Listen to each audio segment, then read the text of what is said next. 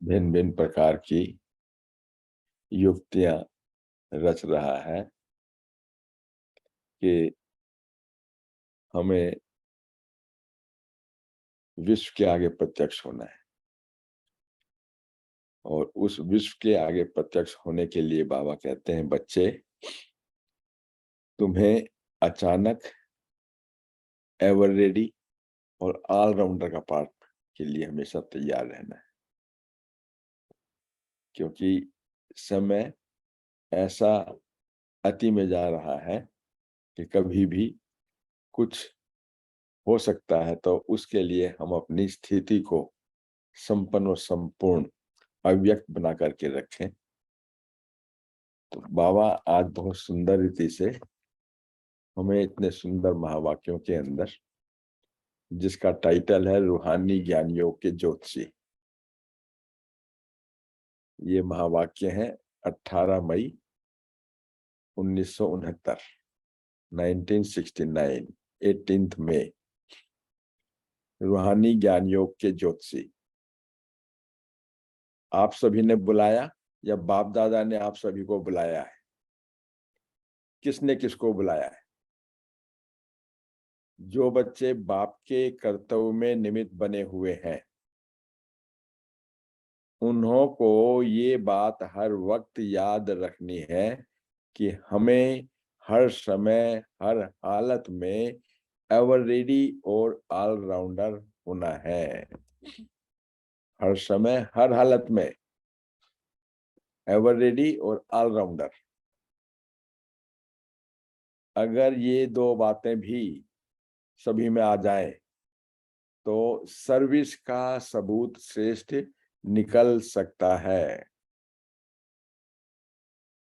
लेकिन नंबरवार पुरुषार्थ अनुसार ये बातें हैं। आप निमित्त बने हुए बच्चों को ये स्लोगन याद रखना चाहिए कि हम जो कर्म करेंगे मुझे देख करके और सभी करेंगे।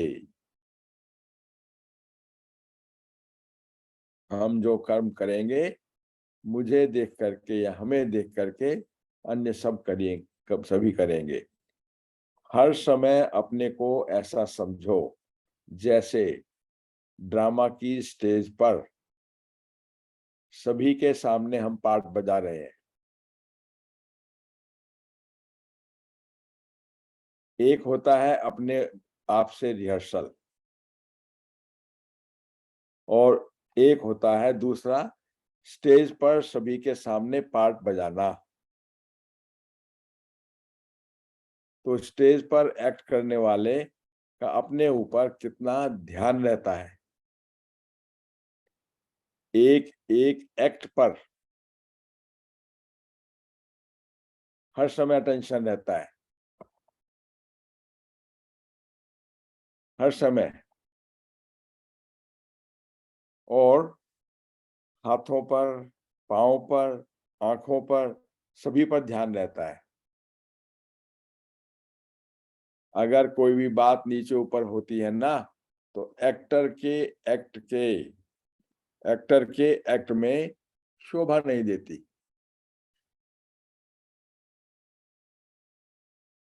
तो ऐसे अपने को समझकर चलना है ना। जैसे 3 मिनट का रिकॉर्ड जब भरते हैं तो कितना उस पर ध्यान देते हैं, रिकॉर्डिंग होती है, कितना ध्यान देते हैं उसमें। तो आप सभी भी अपने को 21 जन्मों का रिकॉर्ड भर रहे हो ना। तो भरते भरते समय बहुत ध्यान रखना है। रिकॉर्ड में जरा भी नीचे ऊपर हो जाता है ना, तो वो रिकॉर्ड हमेशा के लिए रद्दी हो जाता है, खराब।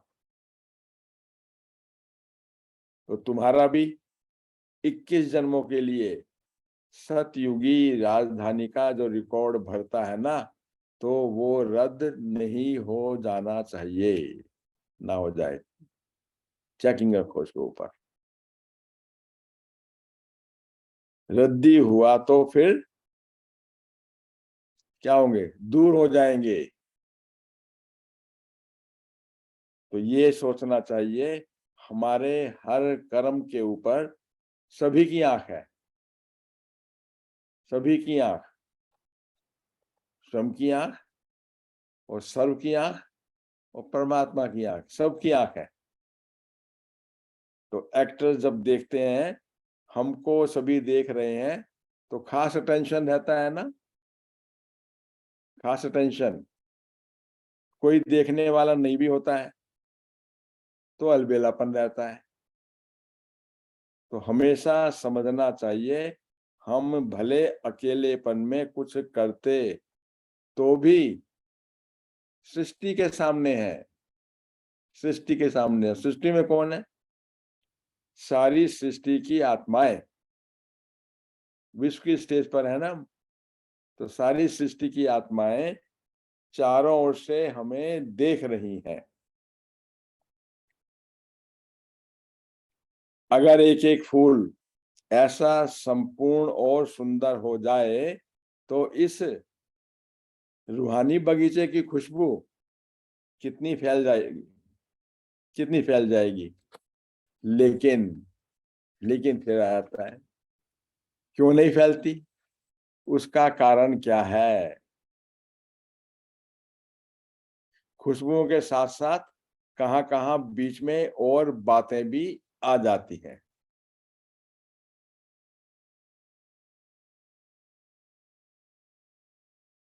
भले खुशबू कितनी भी हो, लेकिन खुशबू से भी जल्दी फैलने वाली बदबू होती है।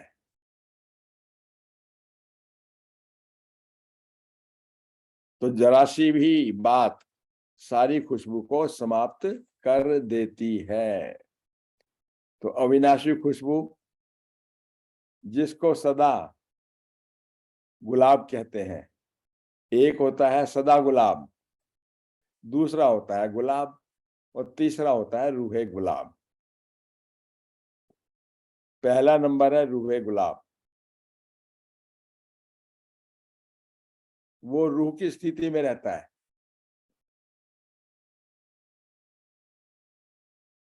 और रूहानी रूह के हमेशा नजदीक है वो।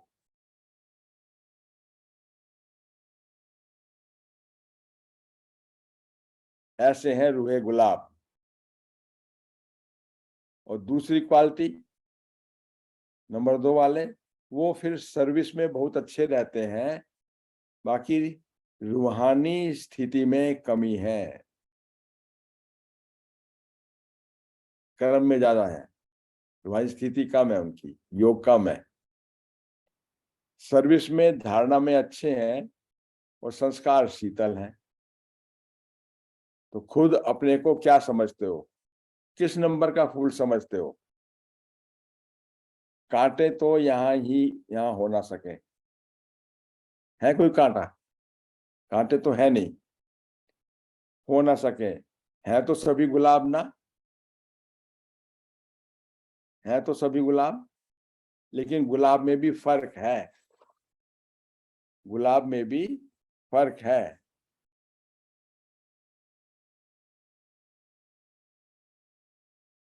तो गुलाब में फर्क है तो फिर क्या हुआ उसमें? जो रूहे गुलाब होंगे उनकी निशानी क्या होगी? आप लोगों को मस्तक की रेखा परखने आती है? ज्योतिषी बने हो? दुनियावी वाले ज्योतिषी क्या देखते हैं? हस्तरेखा देखते हैं। और हम जो है मस्तक की रेखा, मस्तक की रेखा रीड करने वाले रूहानी ज्योतिषी। तो ज्योतिषी बने हो या नहीं बने हो? कैसे? बाप दादा जो ज्ञान और योग की ज्योतिषी दिखाते हैं, उनसे क्या देखते हो? नोट करना अब अपने अपने। क्या देखते हो? हर एक के मुखड़े से और नैनो से, मस्तक से मालूम पड़ता है। इसमें भी विशेष मस्तक और नैनो से मालूम पड़ता है।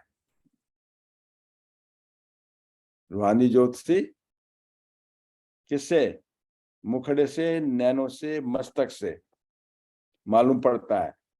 आप ज्योतिषी बन करके हर एक को परख सकते हो। तो चेहरा जो है क्या हुआ, मन का दर्पण, दिल का दर्पण हो गया। Face is index of mind. तो रूहानी ज्योतिषी, तो आप ज्योतिषी बन करके हर एक को परख सकते हो। नैनों में और मस्तक में वो रेखाएं जरूर रहती हैं। किसको परखना, ये भी ज्योतिष विद्या है। स्पिरिचुअल एस्ट्रोलॉजर सब बैठे हैं। स्पिरिचुअल एस्ट्रोलॉजर देखो कितनी बड़ी बड़ी डिग्री दे रहा है बाबा। तो ये जो विद्या है परखने की, ये कईयों में कम है। ज्ञान और योग सीखते हैं, लेकिन ये परखने की ज्योतिष विद्या भी जाननी है।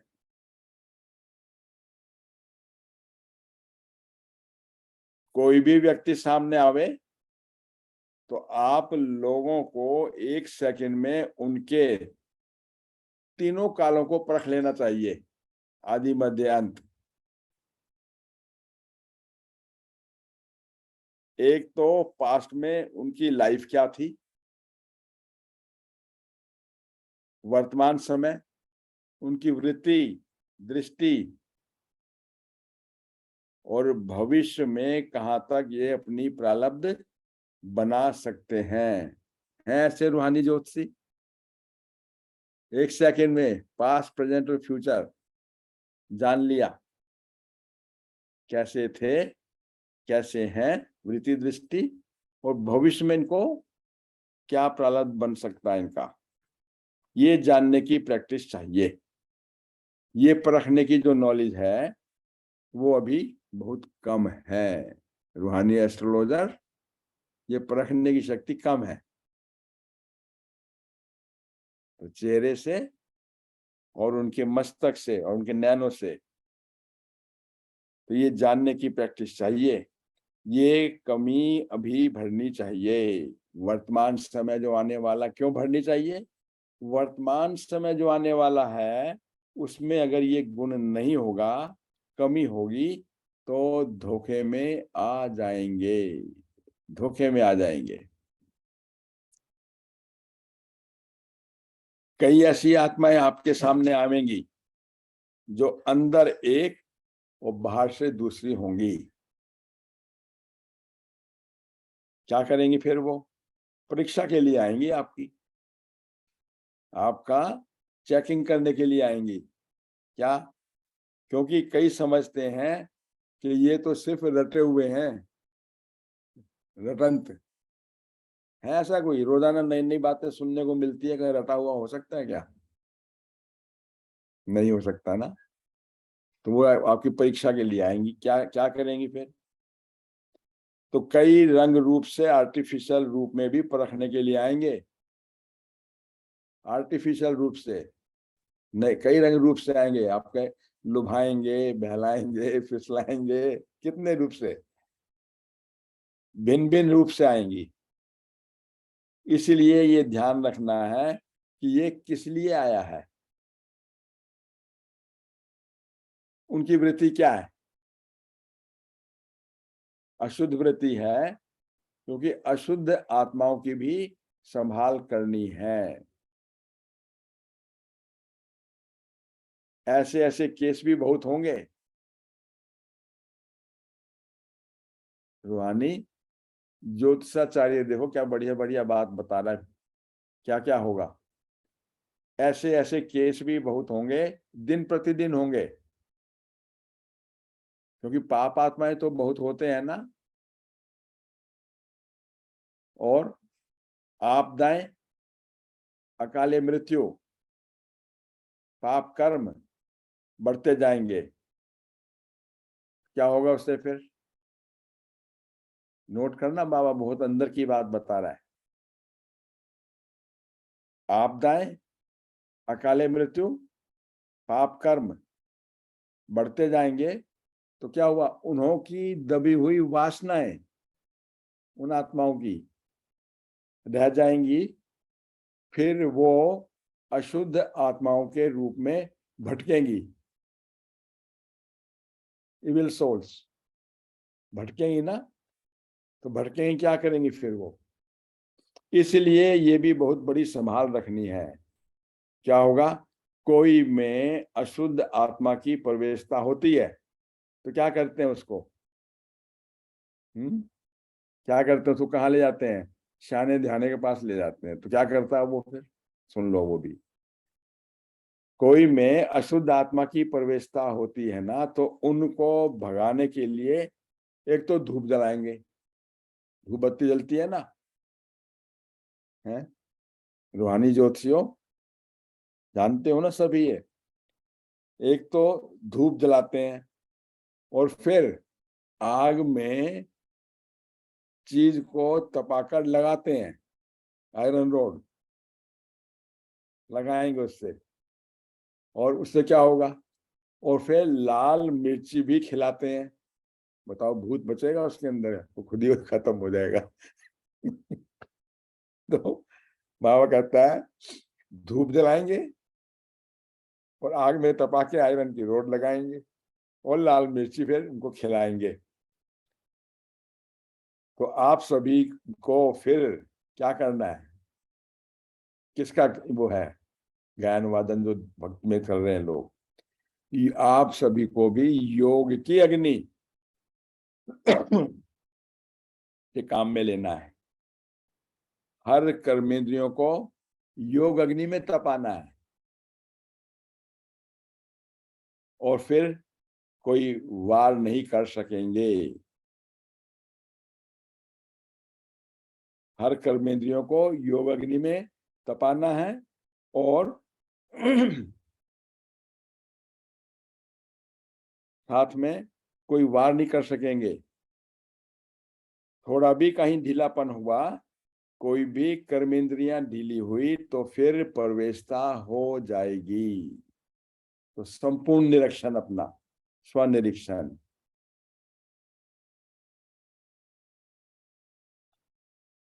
योग अग्नि। तो बाबा कहते हैं अगर कोई प्रवेशता हुई, कैसे होगी प्रवेशता? वो अशुद्ध आत्माएं बड़ी पावरफुल होती हैं, इविल सोल्स। वो माया की पावर भी कम नहीं होती।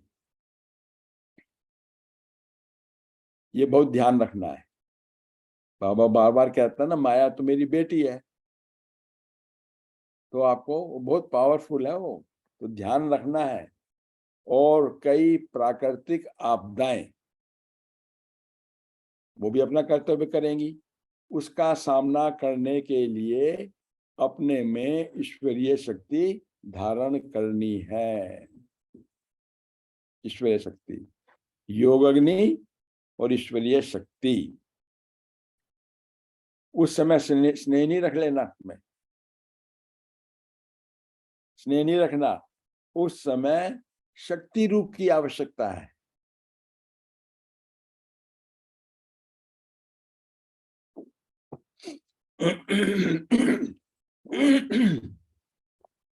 तो किस समय स्नेह मुहूर्त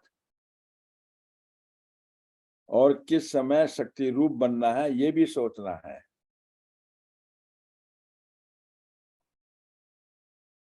बाबा ने कितना सुंदर कहा था ना कल भी। एक तो संकटमयी से, और एक है स्नेहमयी। तो स्नेहमयी के साथ में अब आज कह रहा है शक्ति रूप भी होना चाहिए।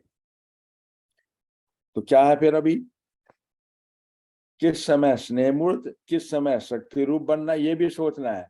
इन सभी बातों में शक्ति रूप की आवश्यकता है।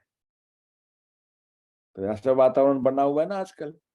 तो दुनिया में अब किसकी ज्यादा वैल्यू है आजकल? देवताओं की पूजा होती है, देवियों की पूजा हो रही है, शक्तियों की पूजा होती है। गायन वादन और उसके कितना प्रभाव है आजकल भक्ति के अंदर। तो इन सभी बातों में शक्ति रूप की आवश्यकता है। अगर कोई ऐसा आया और उनको ज्यादा स्नेह दिखा दिया ना, तो कहाँ नुकसान हो सकता है। अंडरलाइन करो ये बात। रहम नहीं खा लेना उसके ऊपर। शक्ति रूप, तो स्नेह बाप दादा और दैवी परिवार से करना है, बाकी सभी से, समझना, स्नेह जो है किससे करना है? बाप दादा से और दैवी परिवार से, और बाकी सभी से शक्ति रूप में सामना करना है, सामना करने की शक्ति। उसमें अकेले करेंगे या बाप को लेकर के करेंगे? मैं कब हूं मास्टर सर्वशक्तिवान? जब मैं कंबाइन रूप में, बाप दादा मेरे साथ कंबाइन है, तो उस शक्ति रूप में। तो कई बच्चे गफलत करते हैं, जो उन्हों के स्नेह में आ जाते हैं, वो स्नेह वृद्धि होकर के कमजोर कर देता है। इसलिए इसलिए अब शक्ति रूप की आवश्यकता है। और अंतिम नारा भी क्या है फिर हमारा? भारत माता शिव शक्ति अवतार। भारत माता शिव शक्ति अवतार, वंदे मातरम है ना। भारत माता शिव शक्ति अवतार। पहले क्या होता था? गोपी माता थोड़ी कहते हैं, अब शक्ति रूप का पार्ट है। तो गोपियों का, गोपिकाओं का रूप साकार में था। गोपी वल्लभ की गोपियां, वो साकार रूप में पार्ट था। अभी तो शक्ति रूप का पार्ट है, अब अव्यक्त रूप से शक्ति का पार्ट है। हर एक जब अपने शक्ति रूप में स्थित होंगे, तो इतने सभी की शक्ति मिलाकर कमाल कर दिखाएगी, कमाल कर दिखाएगी। अगर हम ओरिजिनल रूप में, शक्ति रूप में हैं, कोई भी परिस्थिति आएगी तो शक्ति रूप का हमारा क्या रूप होगा? काली रूप में। और काली रूप में आकर के वो उसको साक्षात्कार होगा, और वो परिस्थिति वह ऐसे भागेगी दूर, कहेगा मेरे बाप की तौबा, छोड़ के भाग जाएगा। करके देखो, प्रैक्टिकली है ये, ऐसी ऐसी हैं। अगर हम अंदर से सच्चे हैं तो, अब बाप मेरा साथ में, सर्वशक्तिवान, तो हर एक जब अपने शक्ति रूप में स्थित होंगे, तो इतने सभी की शक्ति मिलकर के कमाल कर दिखाएगी। तो यादगार रूप में अंतिम चित्र कौन सा दिखाया हुआ है? यादगार रूप में क्या है?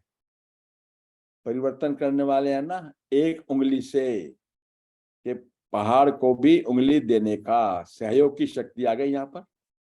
सर्व के सहयोग से विश्व का परिवर्तन, विकराल परिस्थितियों को परिवर्तन। तो ऐसे उंगली ये शक्ति की देनी है, इससे भी कलयुगी पहाड़ खत्म हो जाएगा। इसमें हर एक की उंगली की दरकार है ना। करेंगे सब उंगली, कर रहे हैं सभी, सभी की उंगली से। तो अभी वो उंगली पूरी रीति से नहीं है। क्या करते हैं देखो, उंगली अब जरा उठाओ तो सही, उंगली कैसे उठाओगे? सभी उठाओ, गीता माता उठाओ, उंगली उठाओ। हाँ, ऐसे नहीं कर लेना, निकल है सीधी, बिल्कुल सीधी एकदम। तो उंगली देनी है, ये है दृढ़ संकल्प की उंगली। क्या बाबा कहता है कि इसमें हर एक की उंगली की दरकार है। अभी वो उंगली जो है पूरी रीति नहीं दी है। उठाते तो जरूर है, बाबा करके दिखा रहा है, उठाते तो जरूर हैं, परंतु कोई की कब सीधी और कोई की टेढ़ी हो जाती है। बताओ फिर वो कैसा होगा? परिवर्तन भी टेढ़ा मेढ़ा ना, कभी इधर झुक गया कभी उधर झुक गया। जब पूरी उंगली होगी ना, तब प्रभाव निकलेगा। अब एक जैसे उंगली देनी है, सब दृढ़ संकल्प वाले बैठे हैं, सब दृढ़ संकल्प है, रूहानी गुलाब, खुशबूदार एकदम। तो इस कलयुगी पहाड़ को जल्दी उंगली दे करके फिर सतयुगी दुनिया को लाना है। सतयुग के वासी, सतयुग दुनिया के वासी सभी महसूसता होती है, हम सतयुगी दुनिया में बैठे हैं अभी। किस किस को होती है सतयुगी दुनिया की अभी महसूसता? देखो तो कितने वो है। तो साकार के साथ स्नेह है ना, साकार ब्रह्मा बाप के साथ में स्नेह है ना, तो जल्दी जल्दी इस पुरानी दुनिया से चलने की तैयारी करो। हे रूहानी ज्योतिषियों, जल्दी जल्दी तैयारी करो, बैग बैगेज बांध लो अपना।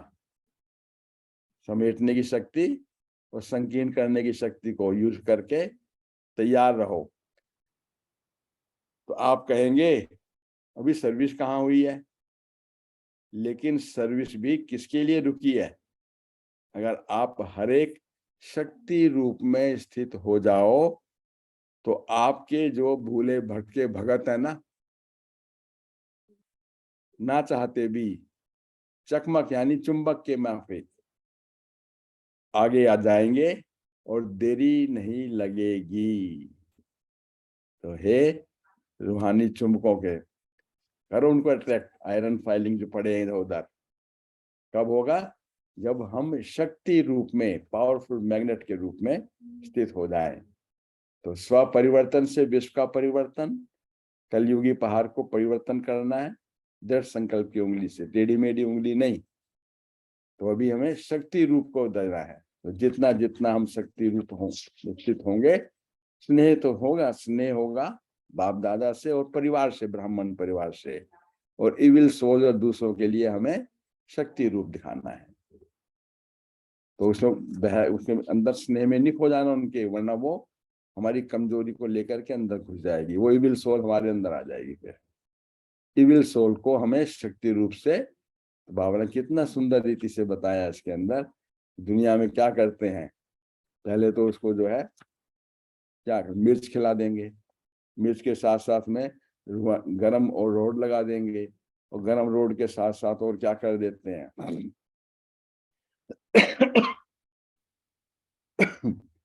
धूप जलाते हैं साथ में। तो एक वातावरण क्रिएट करते हैं ना, उससे फिर वो जो है उसका भूत भाग जाता है। और यहाँ तो सच्चा सच्चा भूत जो 63 जन्मों का है, इविल सोल्स हैं। और कैसे आएंगे इविल सोल? कि वो अभी क्या चाहिए? इविल सोल्स हैं जो अकाले मृत्यु हुई है। अकाले मृत्यु, चाहे आपदाएं आए हैं, बाढ़ आई है, भूकंप आए हैं, कुछ भी आए हैं, या कोई एरोप्लेन क्रैश हुआ है, मृत्यु, पाप कर्म हुए हैं, तो उन सबको जो है वो भटक रही है। और अंत में यह वातावरण बहुत ज्यादा बढ़ना है। उसके लिए हमारा शक्ति रूप फुल होना चाहिए, पावरफुल होना चाहिए। तो हे रूहानी ज्योतिषियों, आत्माएं आएंगी, उनका आदि मध्य अंत को जान करके उनको जो चाहिए वो हमें देना है और उससे लेना है, लेते रह करके देते जाओ। कनेक्टेड रूप। तो मैं मास्टर सर्वशक्तिवान हूं, कनेक्टेड हूं उस बाप के साथ में। तो मैं किसी भी विकराल परिस्थिति को, और ये भी याद रखना है कि मैं कौन हूं, विश्व की ड्रामा की स्टेज पर हूं। एक तो कहते हैं सेल्फ निरीक्षण करते हैं, एक होता है ड्रामा की स्टेज पर, एक विश्व ड्रामा की स्टेज पर। तो हमेशा मुझे श्रृंगारित रहना है। ओम शांति, ओम शांति। ओम शांति।